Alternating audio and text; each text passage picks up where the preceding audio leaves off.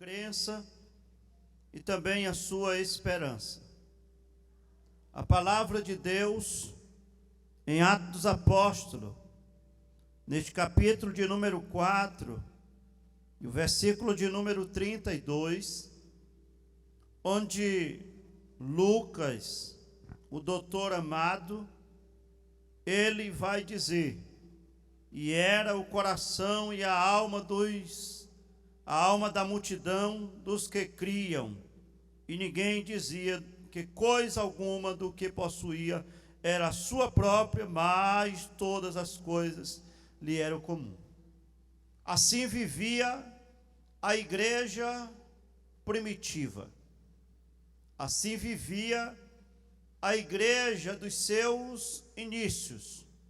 Assim vivia a igreja que o Senhor Jesus comprou com o seu precioso sangue.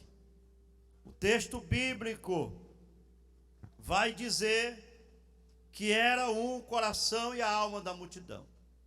Percebam que o capítulo de número 2, também de Atos Apóstolos, que nos fala do início da igreja primitiva, e lá pelos versículos de número 37, a Bíblia vai falar, versículo 32, vai falar sobre esta unidade que esta igreja possuía. Uma unidade muito linda, uma unidade muito perfeita, uma unidade louvável. Deus se alegra com a unidade do seu povo. Deus se alegra com a unidade dos seus filhos. Deus se alegra com a unidade daqueles que fazem a vontade de Deus. No capítulo de número 30, no capítulo 2 de Atos, que foi o início da igreja primitiva, e mostra um pouco do seu perfil, mostra um pouco das suas características, e a gente observa que esta igreja, que viveu naquele momento, estava vivendo um momento muito lindo da história da igreja, uma vez que era o princípio. E a palavra vai dizer que cada alma havia temor, maravilhas e sinais se fazia pelos apóstolos, e todos os que criam estavam juntos. Todos os que aceitavam a fé, eles estavam juntos, eles estavam unidos, eles tinham um só propósito, eles tinham um só objetivo. E como é bom e como é agradável, como já diz o Salmo 133, ó quão bom e quão suave é que os irmãos vivam em união.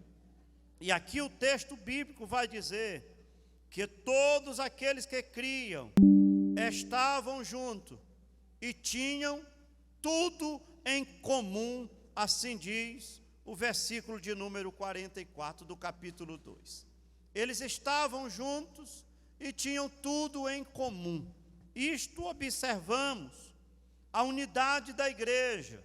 Isto observamos como aquela igreja agia, e por eles estar vivendo daquela maneira, tinha mais facilidade para o Espírito Santo agir no seu meio.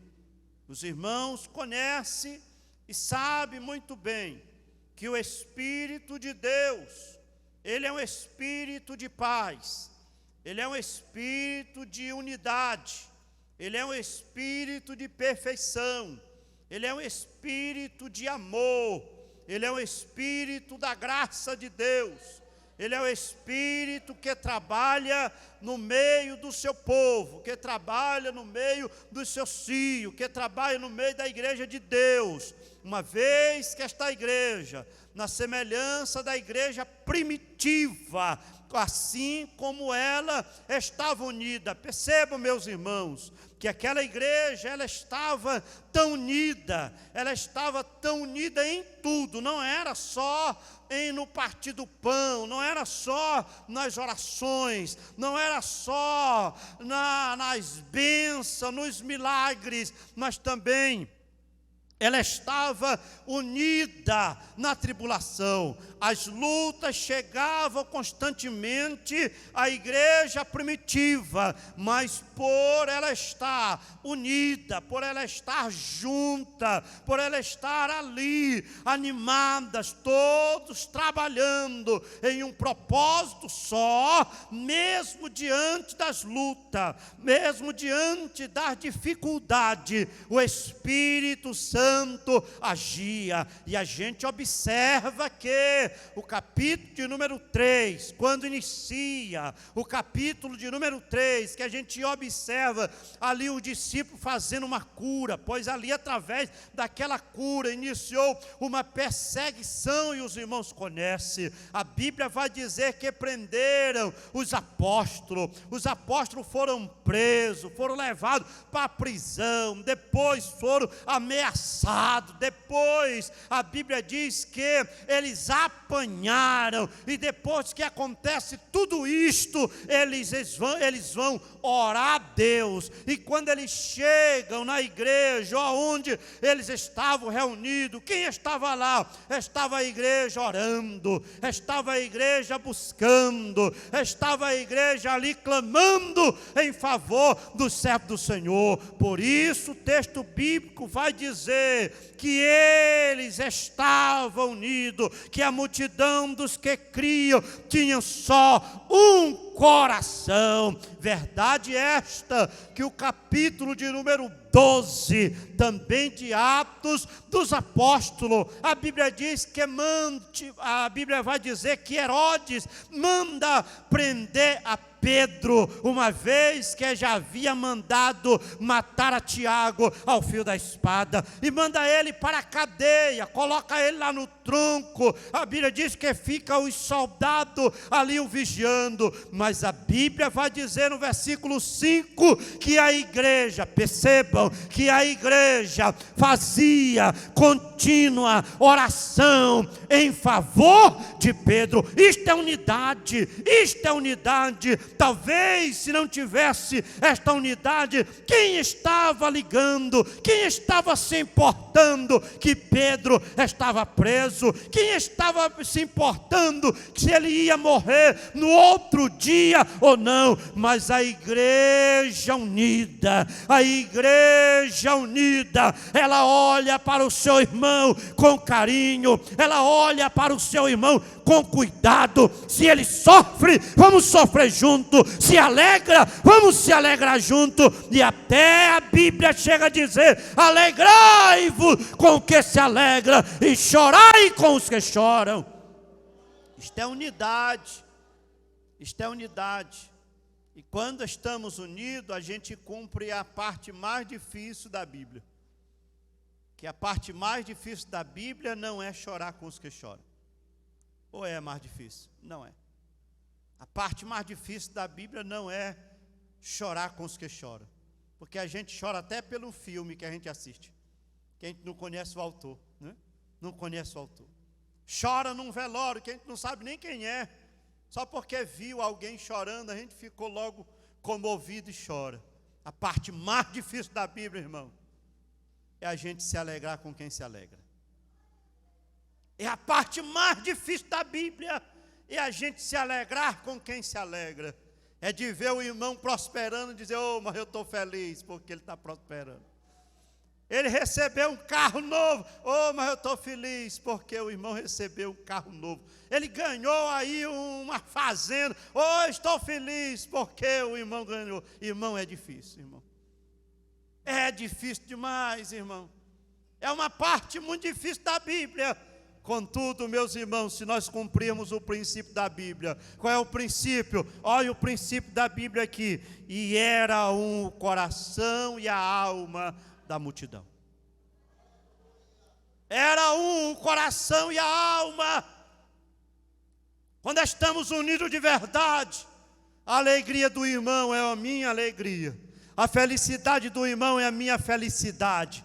A graça que o irmão está recebendo é a minha graça. É como se eu estivesse participando. É como se eu estivesse ganhando também. É como se eu estivesse participando da alegria, da motivação, da felicidade dele. E é por isso que a Bíblia diz: e era o coração e a alma daqueles que criam.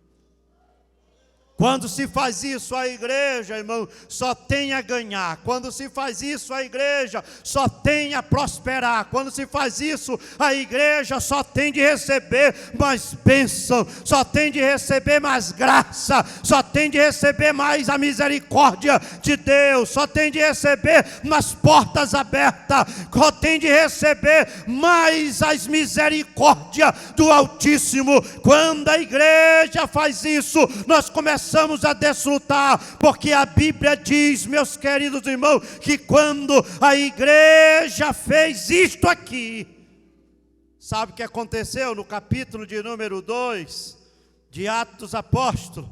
A Bíblia vai dizer que Deus, olha o que a Bíblia diz: e louvando a Deus, e caindo na graça de todo o povo, e todos os dias, perceba o que a Bíblia diz, e todos os dias,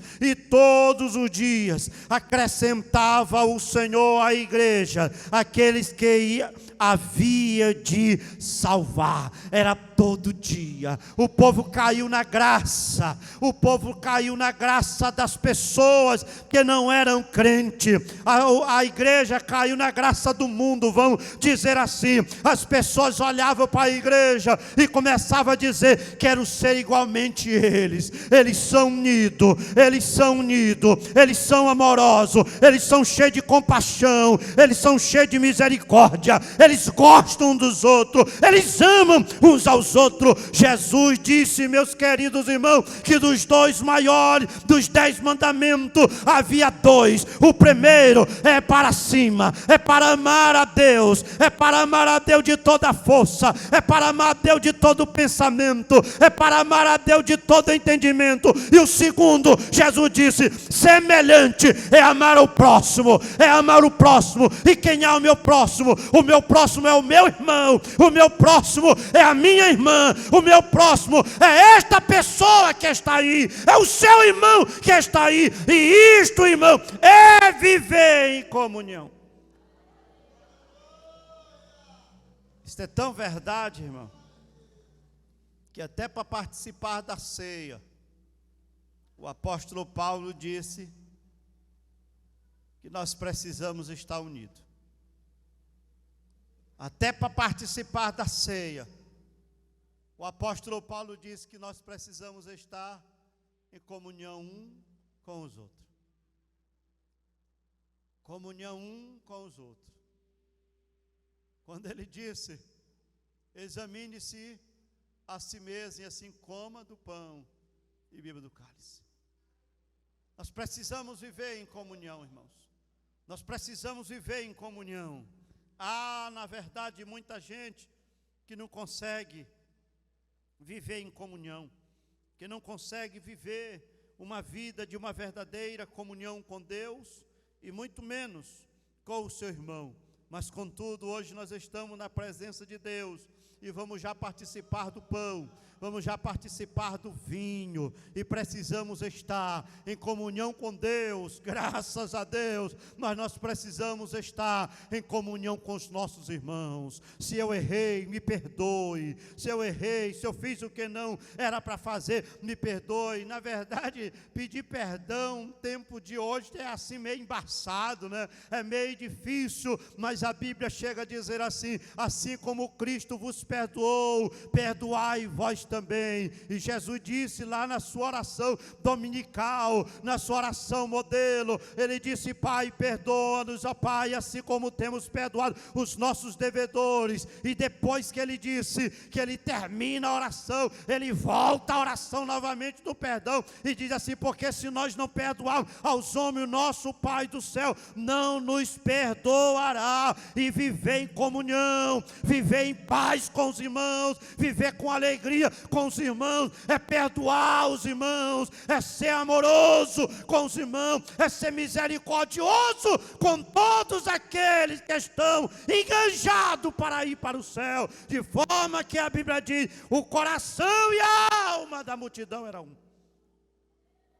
Não tinha dois coração, não tinha dois coração, não tinha duas almas, mas era uma multidão. Pois é, está falando aqui de unidade, de unidade, de unidade. E a Bíblia está repleta de exemplos de pessoas e de multidões de pessoas que se tornaram um só. Por quê? Porque estavam unidos, estavam juntos, estavam buscando o mesmo propósito, os mesmos objetivos, eles estavam querendo a mesma coisa. E quando olhamos na Bíblia estes feitos, a gente se alegra. Você olha para dentro da casa de Isaac. Lá dentro da casa de Isaac havia briga, havia contenda entre seus dois filhos, de maneira que foi preciso separar-se, para eles não se matarem uns aos outros. E a palavra vai dizer que enquanto eles estavam assim, eles não prosperaram em nada. Mas a Bíblia diz que depois de muito tempo, quando Jacó vinha de Padã Arã, da casa do seu tio, a Bíblia diz que ele veio, mandou as mulheres na frente, mandou as ovelhas na frente, mandou ali a todos os seus servos, e a Bíblia diz que ele ficou para trás, ficou no vale de Jaboque. Lá ele teve um encontro com Deus, e quando ele veio de lá para cá, e o seu irmão veio se aproximando, ele já veio se arrependendo, gritando por perdão. A Bíblia diz que ali eles se abraçaram, que ali eles choraram, e ali eles se perdoaram, e ali começaram ali uma vida nova. Tudo é bom quando nós estamos unidos no propósito só. Tudo é lindo, tudo é bom, tudo é maravilhoso, tudo é glorioso quando nós estamos, irmãos, trilhando o mesmo caminho. Isso é tão bom, irmãos, é tão bom, que o Amós chega a dizer assim, não é o Amós aqui, o irmão dele não, é o da Bíblia. Ele chega a dizer que é melhor ser dois do que um, falando de unidade, porque se um cair, o outro vai levantar, o outro vai levantar, o outro vai colocar ele de pé, o outro vai colocar ele de pé. E a Bíblia diz, mas se estiver só, quem o levantará? A unidade é tão bom, irmãos queridos, porque a Bíblia vai dizer lá no Isaías 43, a Bíblia vai dizer, um ao outro ajudou, e ao outro disse, ser forte, é um ajudando ao outro, é um ajudando ao outro. Eu sei que o caminho para o céu não é fácil, eu sei que o caminho é estreito, eu sei que o caminho para o céu não é coisa fácil não. Para ir para o céu precisa de renúncia, para ir para o céu precisa deixar muita coisa, do caminho para o céu precisa se deixar muitas coisinhas. Mas imagina só, irmão, uma multidão de pessoas unidas, todos ajudando um ao outro, todos ajudando, todos contribuindo, todos dando força, todos dando ânimo, todos dizendo, vamos para frente, se você cair, eu te ajudo, se você cair, eu vou te levantar, eu não vou te chutar, eu não vou te jogar fora, eu não vou te rejeitar, eu vou te ajudar. Tu vai comigo, tu começou comigo, então tu vai comigo até o fim. A Bíblia vai dizer no capítulo 12 de João, Jesus olha para o discípulo e a Bíblia vai dizer assim, aqueles da qual Jesus amou do começo ao fim, amou do começo ao fim, amou do começo ao fim. Ele estava lá sempre ajudando eles. Isto é unidade. Isto é unidade. Unidade é isso, irmão, é ajudar. A unidade é isso, é ajudar um ao outro. A unidade é isso, é levantar quando o outro caiu, não é pisar nele não. Hoje o nosso amor está tão pequeno, irmão. Se a gente puder matar, a gente mata logo, é melhor matar logo. Vamos aprender com Jesus. Jesus disse: orai por quem, irmãos? Orai por todos, não é? Orai uns pelos outros. Orai pelos que vos ajudam. Foi assim? Orai por aqueles que vos perseguem. E amai. Tem um escritor aí que eu gosto muito dele. Ele diz assim: hoje não é o tempo de amarmos quem nos ama. Ele está certinho com Jesus. Jesus disse assim: se vocês passarem por um caminho e cumprimentar as pessoas, só aquelas que vocês conhecem, no caso aqui, se eu passar por um caminho e cumprimentar só os crentes, Jesus disse assim: o que vocês estão fazendo de diferente? Não é assim? Não estão fazendo nada, porque os hipócritas também fazem isso, os descrentes também fazem isso. Mas vocês não devem fazer assim. Aquilo que vocês querem que os homens vos façam, vocês devem fazer. Vocês devem fazer. Aí ele disse: ame quem não ama vocês. Ajude quem não ajuda vocês. E aí o escritor vai e diz assim: amar quem ama, ou quem me ama é fácil. É difícil amar quem me odeia. Não é difícil? Mas o ditado, o versículo da Bíblia diz: e era o coração e a alma da multidão. Era um. Meus queridos irmãos, igreja de Deus, chegou o tempo de nós estarmos mais ligados na videira que é Jesus. Chegou o tempo de nós estarmos mais unidos com Jesus e mais unidos com os nossos irmãos, unidos uns com os outros, porque esta é a vontade de Deus para a sua igreja.